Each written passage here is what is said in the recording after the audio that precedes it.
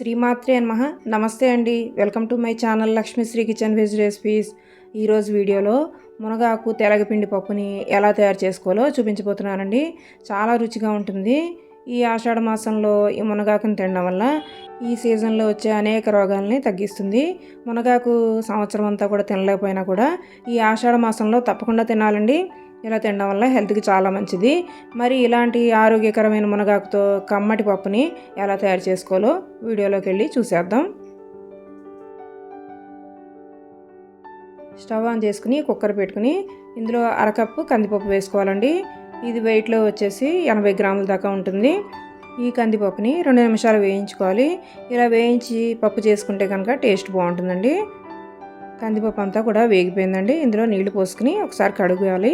వేడిగా ఉంటుంది కాబట్టి ఇలా గరిటెతో కలిపేసి నీళ్ళన్నీ కూడా వంపేసుకోండి.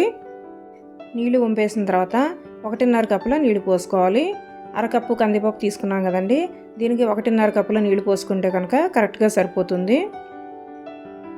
నీళ్లు పోసుకున్నాక మూత పెట్టేసి విజిల్ పెట్టుకుని 5 విజిల్స్ వచ్చేదాకా ఉడికించుకోవాలి.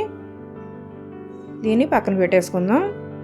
ఇప్పుడు మునగాకుని చూద్దామండి. నేను ఇక్కడ మునగాకు అంతా కూడా బాగా కడిగేసాను. కడిగిన తర్వాత చూపిస్తున్నానండి. ఈ మునగాకు అంతా కూడా ఒలుచుకోవాలి. ఇప్పుడు కాడలు ఏం వేసుకోకూడదండి, ఆకుల వరకు వేసుకోవాలి. ఈ మునగాకు మన ఇంటి చుట్టుపక్కల ఎక్కడైనా తీసుకోవచ్చండి. ఒకవేళ దొరకపోతే కనుక రైతు మార్కెట్లో ఉంటుంది, అక్కడైనా కూడా తీసుకోవచ్చు. ఈ సీజన్లో ఎక్కువగా అమ్ముతారు. ఈ మునగాకు అంతా కూడా ఇలా ఒలిచేసుకోవాలి. కాడలు వేసుకోకూడదండి. ఈ మునగాకు 300కు పైగా రోగాలని నయం చేస్తుంటండి. చాలా మంచిది. నేను ఆకంతా కూడా ఒలిచిన తర్వాత చూపిస్తున్నాను. చూడండి, ఈ ఆకు మొత్తం ఒక గుప్పిడి వచ్చింది. మనం తీసుకున్న పప్పుకి కరెక్ట్గా సరిపోతుంది. దీన్ని పక్కన పెట్టేసుకోవాలి. ఇప్పుడు కుక్కర్ ప్రెషర్ పోయిందో లేదో చూద్దాం. మూత తీసి చూద్దామండి. పప్పు అంతా కూడా బాగా ఉడికిపోయింది. ఇలా ఉడికితే సరిపోతుందండి. మరీ మెత్తగా పేస్ట్లా అవ్వకూడదు. ఇలా కొంచెం పలుకుగానే ఉండాలి. చూసారు కదా, ఇలా మెత్తగా ఉడికిన తర్వాత పక్కన పెట్టేసుకోవాలి. స్టవ్ ఆన్ చేసుకుని ప్యాన్ పెట్టుకుని ప్యాన్ హీట్ అయిన తర్వాత 1 టేబుల్ స్పూన్ నెయ్యి వేసుకోవాలి. అలాగే కొద్దిగా నూనె కూడా వేసుకోండి. నెయ్యితో పోపు పెట్టుకుంటే కనుక టేస్ట్ బాగుంటుంది. ఇందులోనే 1 టేబుల్ స్పూన్ మినపగుళ్ళు, అలాగే కొద్దిగా జీలకర్ర వేసుకుని వేయించుకోవాలి. ఈ పప్పు అంతా వేగిన తర్వాత 2 ఎండుమిరపకాయలని తుంచి వేసుకోవాలి. మీరు తినే కారాన్ని బట్టి వేసుకోండి. అలాగే 2 రెమ్మల కరివేపాకు కూడా వేసుకుని వేయించుకున్నాక 5-6 వెల్లుల్లి రెబ్బల్ని ఇలా ఒలిచి వేసుకోండి. వెల్లుల్లి వేయడం వల్ల టేస్ట్ చాలా బాగుంటుందండి.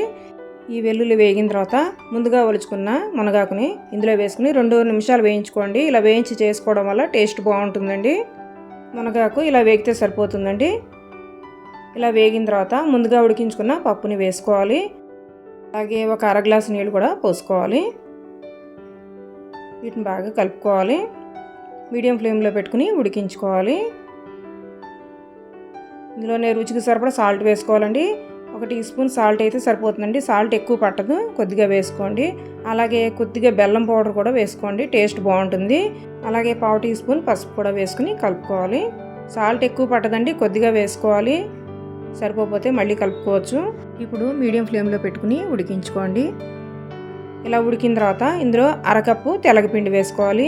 ఈ తెలగపిండి అంటే నువ్వుల నుండి నూనె తీసిన తర్వాత వచ్చే చెక్కని ఇలా పౌడర్లా చేస్తారండి. ఇది ఆరోగ్యానికి చాలా మంచిది.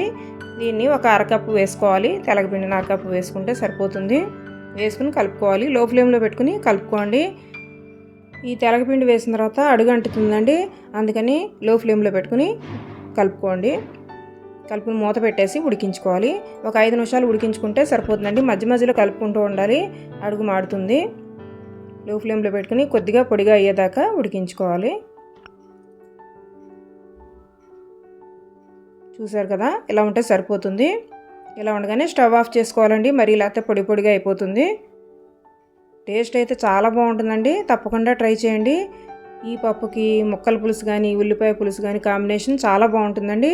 మీరు కూడా ఒకసారి తప్పకుండా ట్రై చేయండి. ట్రై చేసిన తర్వాత మీకు ఎలా వచ్చిందన్నది నాకు కామెంట్ ద్వారా తెలియచేయండి. ఈ వీడియో కనుక మీకు నచ్చినట్లయితే తప్పకుండా లైక్ చేసి షేర్ చేసి కామెంట్ చేయండి. ఇలాంటి మరిన్ని మంచి మంచి వీడియోస్ కోసం లక్ష్మీశ్రీ కిచెన్ వెజ్ రెసిపీస్ ఛానల్ని తప్పకుండా సబ్స్క్రైబ్ చేసుకోండి. Thank you for watching.